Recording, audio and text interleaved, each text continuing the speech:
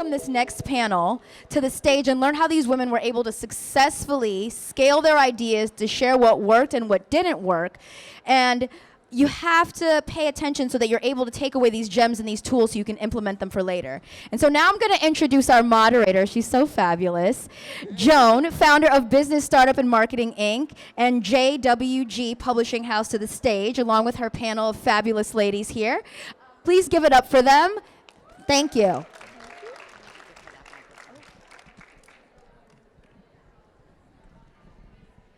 Thank you. Thank you, everyone. All right, so I'm so glad to be here, and I'm glad everybody's happy to be here, right? Yes. Awesome, awesome. So as you heard earlier, my name is Joan Wright-Good, and I am the CEO and founder of Business Startup and Marketing Solutions, and I like to say that we are the entrepreneur's first responder. So we come in and we add life to your dead brand, and we take you from zero, from idea, to multiple streams of income. And we also have a publishing company, JWG Publishing House, and what we do is that we take anyone with a story, an experience, or an idea to best-selling status. So that's what we do. And with me here today is my panel, and we're going to be chopping it up. We're going to be talking about launching, growing, and scaling your business. So for the next few moments, I want you guys to sit back, to take notes. If you have questions, I'm sure we can answer questions, correct? And I'll also be in the back if you have questions for me. So as we know, like humans grow. So when you have businesses, they're supposed to do what? Grow, right? But one of the problems that most entrepreneurs have is that they're great visionaries. They get ideas, but they don't know what to do next. And for those who know what to do next, they hit a pivot and then they don't know where else to go. And so they don't understand that there are three phases to a business. There is the infancy stage, there is the teenage or adolescent stage, and then there's the mature stage. But no business starts at the mature stage. Every business starts somewhere. So you usually have to look at the mature level where you want to go and then work your way backwards. And so today I'm going to just turn the mic over and have my panelists introduce themselves, say what it is that they do, and in between questions, we're going to be throwing out points on how you can launch, grow, and scale your business. So we'll start at my farthest left. Hi everyone, my name is Courtney Gavin. I'm the co-founder of LegendVest. We're the ultimate resource for entrepreneurs. Prior to starting LegendVest, my husband and I, Jameson, started a waste removal company. And within 5 years, we grew that to 7 figures and sold it to the second largest waste hauler in the world. And so now what I do is I give back to entrepreneurs like you and teach you everything that I know about business. Somebody say scale. Yeah. Yes. Hi everyone, my name is Arezzini, and I'm the co-founder and CEO of Teami Blends, which is a lifestyle brand that creates wellness and skincare products inspired by the health benefits of tea. Yes. Hello everyone, I'm Jihana Clemetson. I'm a cybersecurity consultant with Pendleton Solutions. It's a small women-owned cybersecurity company. And I have a mic. My name is Shannel Rivera. I'm the CEO and founder of Beauty and Hustle. And what I do is help women find strategies that work to scale their business to 6 and 7 figures without burning out and getting back to the basics and having dinner again and enjoying time at home. Awesome, awesome. Give them a round of applause. All right, so one of the first things for me with scaling is that I do regular SWOT analysis. Everybody knows what a SWOT analysis is, right? You measure your strengths, weaknesses, opportunities, and threats. But what a lot of people do is that they'll do that at the beginning of the business, but then they don't ever do it again.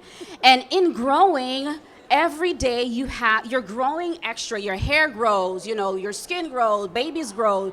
So in growing, you always have to make sure that you're doing that SWOT analysis over and over and over again.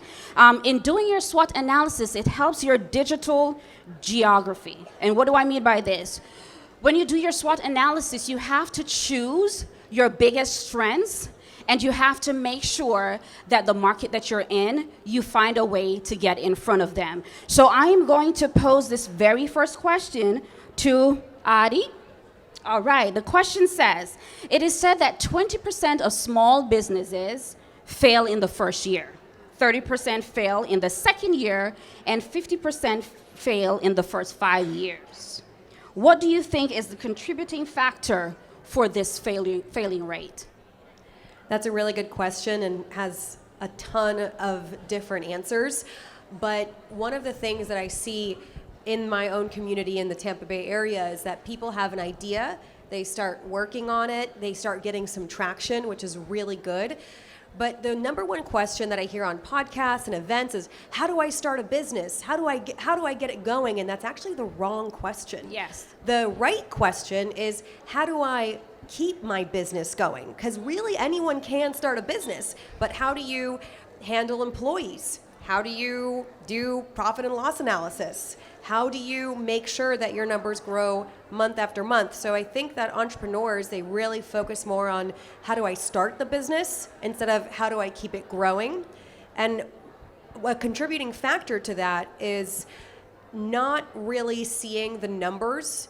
And entrepreneurs sometimes, they don't look strategically at the numbers, and the numbers are going to help you grow. So if you're finding something that is working in your business, you have to see how you can double down on whatever that aspect of that is working. And a lot of entrepreneurs don't do that. They get excited. They had a really good month, and then they forget. And then the next month, they have a really bad month. So you have to really keep your foot on the gas pedal, and you have to keep making sure that month over month, you're doing better than the month before. And so as my own opinion of the contributing factors to failing businesses is not paying attention to the numbers and not focusing on how to keep your business going and really thinking too small in the sense of how do I start my business. 5 years is a huge milestone, but 10 years, if you've been around for 10 years, you can really be confident and say, I made it 10 years. So that's how I feel about it. Okay, that's great. One of the things I would like to add to that is that when you're looking to start a business, you have to find an area, find out who the players are, collaborate with the players, but then dominate in your own sphere, if that makes sense. Secondly, it's very important to lead from your benefits. A lot of people, they lead from what their business does. Like they'll tell you, when you ask somebody, who are you, what you do, they tell you what they do, but they don't tell you how what you do can benefit them. So your product is really supposed to not just change someone's now, it should actually change their lives. So you go into business with the idea that you're serving. And when you're serving, then you'll make more money. It's reciprocity comes back to you. So I think, as Addie was mentioning, when you say that you're going into business, if you're just thinking, I'm going into business just to make money, that's the wrong mindset, and that's how you're gonna fail in the very first year, right? Then you also have to create a culture. A lot of companies, if you look at Apple, they've created a culture. So they'll take a phone, change one button, sell the same phone back to you for more money, and everybody buys it because they have a culture. They've created a tribe, and if you follow me, I like to say your tribe dictates your vibe. So that's very good. So we're going to ask Miss Courtney, because I had a very interesting conversation with Courtney. And the question to Courtney is, in one of our conversations, you mentioned that you and your husband started your first business out of frustration with his 9-to-5, right? Should entrepreneurs be discussing scalability in the very first year? Yes, absolutely. And it's funny because when we start our business, we don't often think about scalability. We're really excited about our idea and we just want to grow, but we don't think about how we're going to manage that growth. And when Jameson and I were about year 3, oops, sorry guys. When we were about, I think you're doing fine. okay, thank you. When we were about year 3 in our company, we were doing well over 6 figures, but we sat down in our kitchen table and we said, we want to get to 7 figures. So in order to scale, you have to be fully intentional about getting where you want to be. It doesn't just happen out of happenstance. You don't just become $1 million brand just by accident. It takes full intention. And so, yes, you should start thinking about that very early on. You may not be at that road just yet, but it's good to put those things into place and forecast how much money do you want to make, but also what are going to be those future expenses when you do get those customers. You know, you might need more people on your team. You might need better software. You might need a better website. You might need more equipment and more trucks. And so we don't think about that per se. We are always thinking about the dollar, but absolutely scalability should be at the forefront of your business. Awesome, awesome.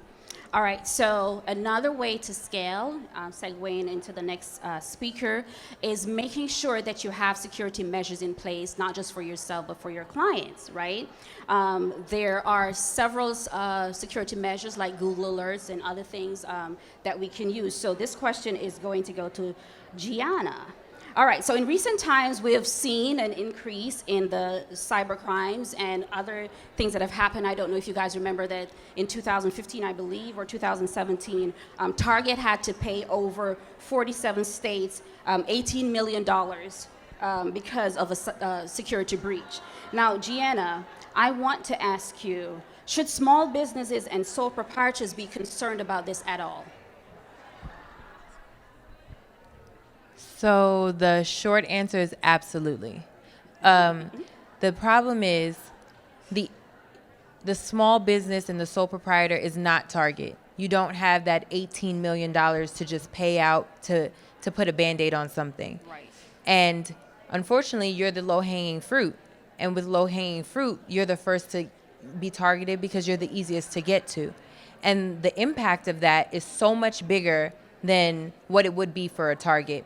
You jeopardize yourself with lawsuits, brand loyalty, your customers are concerned, and the impact is, and your revenue, the bottom line is impacted by that. So, yes, should they be concerned? Absolutely. I think it's security is a multi-layered thing. So it's like having a home. You're gonna have the door, but you have to put a lock, and then sometimes you add the security system. It has to be all-encompassing because for you, it's a bigger impact than that of a larger corporation who can just throw money behind it to fix it. What could you suggest, like one system that an entrepreneur can put in place to avoid breaches in their company? So we all know that there's Norton, there's Kaspersky, there's all of these things, but it's more of a security mindset that needs to take place because this one tool is not going to be the be-all, end-all. Right. You can have an antivirus, but if you don't know what to do once it's detected that you've been compromised, then what's the point? So it's more so building up a better cyber awareness, like I call it like your cybersecurity hygiene, where you think about, are your passwords complex enough? Are you making sure that you're maintaining patches and doing things that harden your system so that you're not vulnerable to certain things? Are you making sure that you're doing simple things like incremental backups? So if some reason something is going wonky one time, at least it's not all of your data has been erased. It's just within the last week, and then you have a starting point. It's just little things like that. If you have an environment that has multiple devices, or you have a bring your own device environment and you have several employees, are they making sure that they're doing what they need to do? Because every single device and every single person is an access vector for more vulnerability. So. Okay, great. Thank you for that. All right, so I know that, as you mentioned earlier, a lot of people start business out of frustration, right? They're tired of 9 to 5. They're, tired of being in traffic. They're tired of their boss being on them, and they feel like they have this calling. So they go ahead and they start a business. But one of the first mistakes in doing that is that most people, when you're on a job, you're doing one job. But then when you start a business, now you're juggling. You're the accountant, you're the manager, you're the leader, you're the boss, you're everything. And one of the things is now you're working for yourself, but you're your worst boss. So we're going to be talking about how can entrepreneurs stop leading from abdication instead of delegation? This question is for you, Shannel. Most entrepreneurs, they know how to start a business and they may know how to create a product. but then they don't know how to manage their time. How would you coach someone, especially in the beauty business, because that's where you are, how to start, but then how to scale after they start? No, That's a great question. So something that I learned early on in my career when I was at FedEx was the 4 quadrants of time. And the 4 quadrants of time, meaning that some things are emergencies, that's your Q1. Things are, the planning stage is your Q2. Your Q3 is normally your friends that are calling you and bugging you during the day, right? There are things that matter but don't need to be done right away. And then your Q4, I call it the Facebook scroll.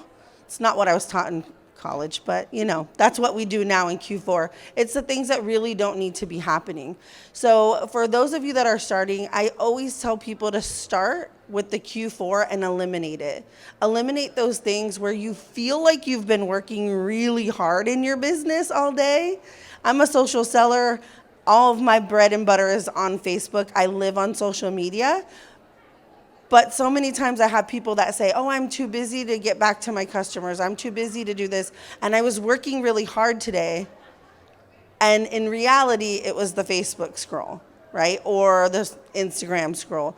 And so start eliminating the things that don't need to get done and aren't important. And then the second part of that is then start to plan and prepare your time better so that you can avoid the emergency situations. And what I've found from coaching thousands of women in business is normally our emergency situations are family. It's, hey, mom, I forgot the cleats at home. All of a sudden, your failure to plan is now my emergency, right?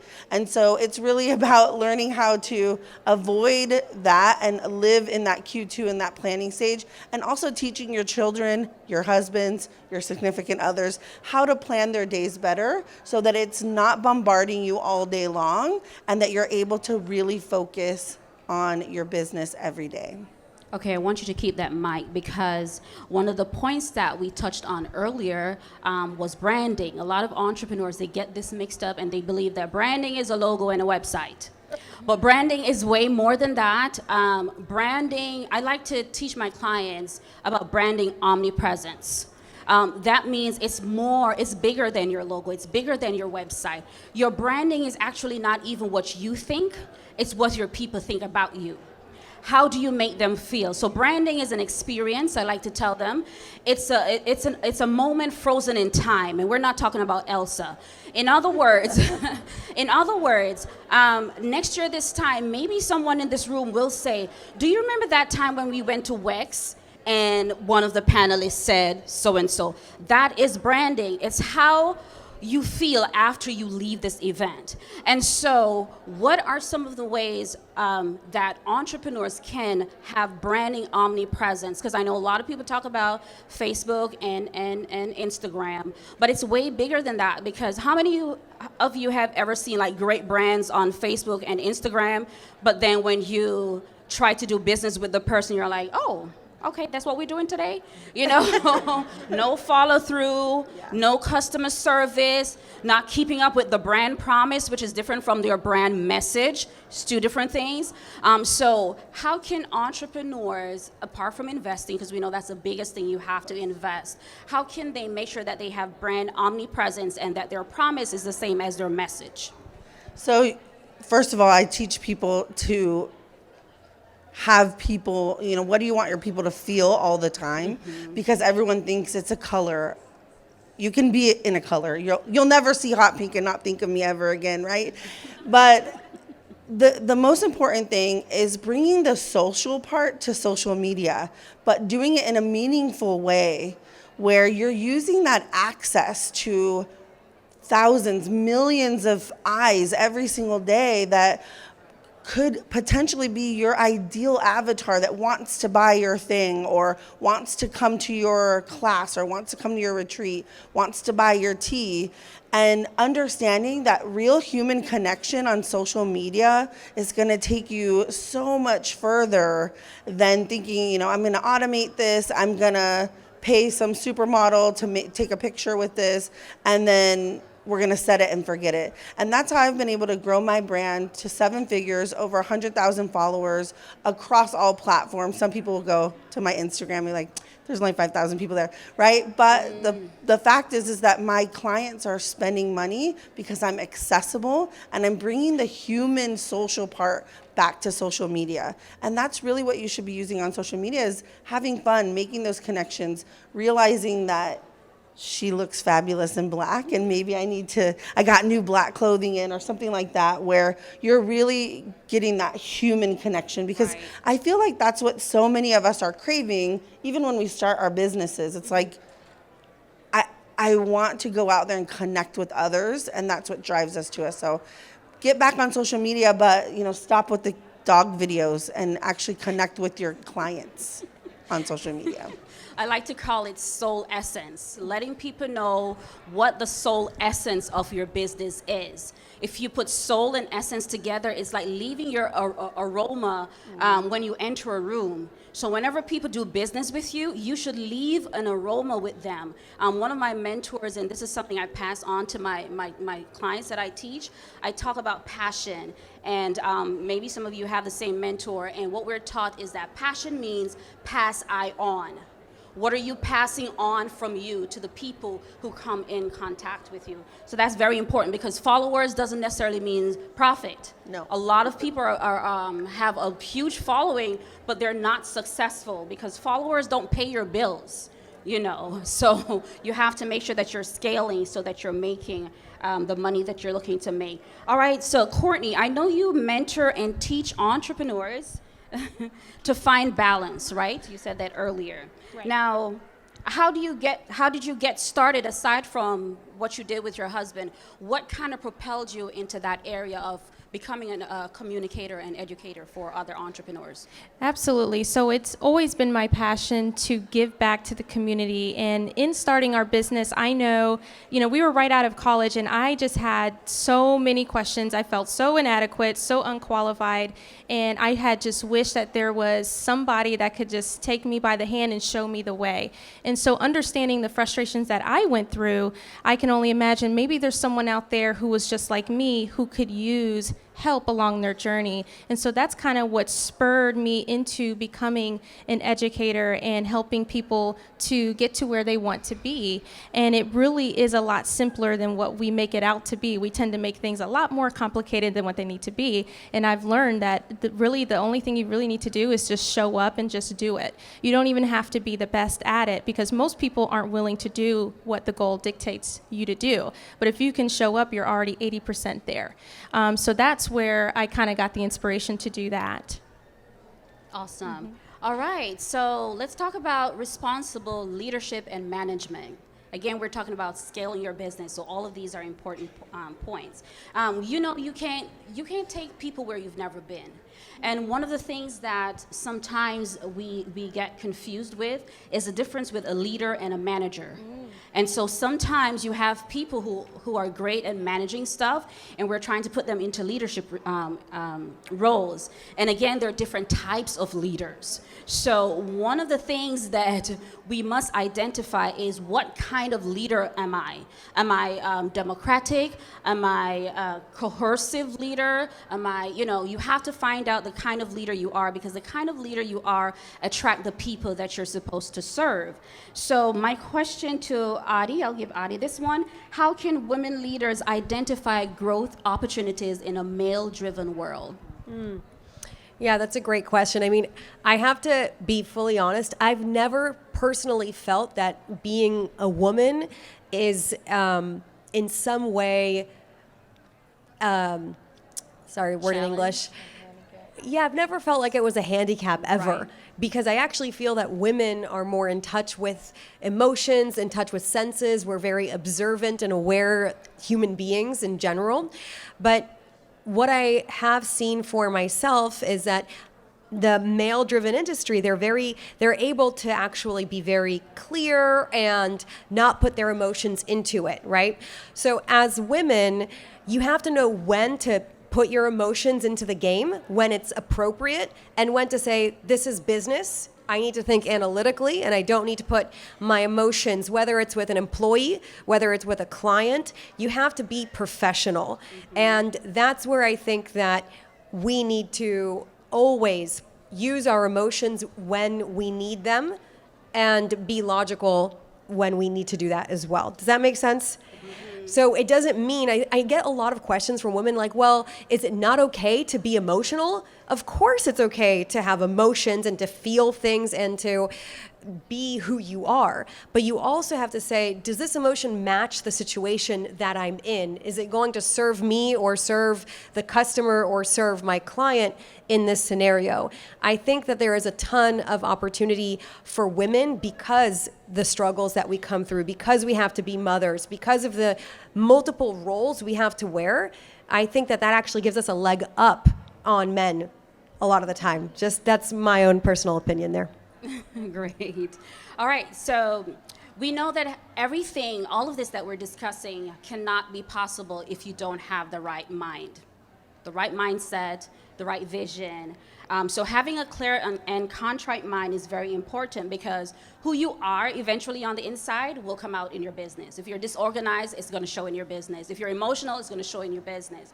So my question, and this is probably to everyone as we wrap, how would you coach a client that comes to you that wants to scale their business? How would you help them to identify what their pain point is before identifying another person's pain point? Because if we can't take people where we've never been, we first have to make sure that we are healed, that we have the right mindset and the right heart, that we understand that business is about serving, that we understand that it's not about chasing money, but as you serve, money will chase you.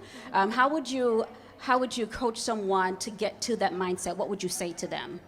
Starting, yes. You know, I would say that you need to be able to be responsible and accountable for anything that you ask your employees or people around you to do. So if you're not willing to do it yourself and to show up even when times are really tough, then you can't ask that of your peers. You can't ask that of your coworkers. And you need to be able to be bootstrapped, and you need to be scrappy, and you need to hustle. And it's you don't need to complain about those things because all of us are going through it. So every time if you catch yourself complaining or feeling down, you need to say, hey, this is not going to get me any closer to my goal or to what I'm trying to do. And you need to put responsibility first. That's always what I say to myself if I'm ever feeling down, is that I need to be a responsible leader. I need to prove it to myself and prove it to the people around me. So being that mindset is probably 80% of the motivator behind anything you do, I think it's important to know that what makes you uncomfortable is probably the best thing for you sometimes. It's feeling fear, pushing through anyway, because if you aren't feeling the fear, there's no growth taking place. And I think if also, too, as women, we tend to focus on what we can't do. And instead of just saying, hey, this is my strength, this is what comes to me naturally, let me push forward in that way. It's kind of like having your least dominant hand and you're going to practice, like, I'm going to write my name with this hand. Why? Go with the one that flows the best, because that's how you're going to show up. That's how you lead. That's how you own that space. And I think if you want to inspire and encourage others, you have to start with you. So recognizing that it's all in your head. If you see it, if you do it, if you can manifest it, then it shall be so. Yay.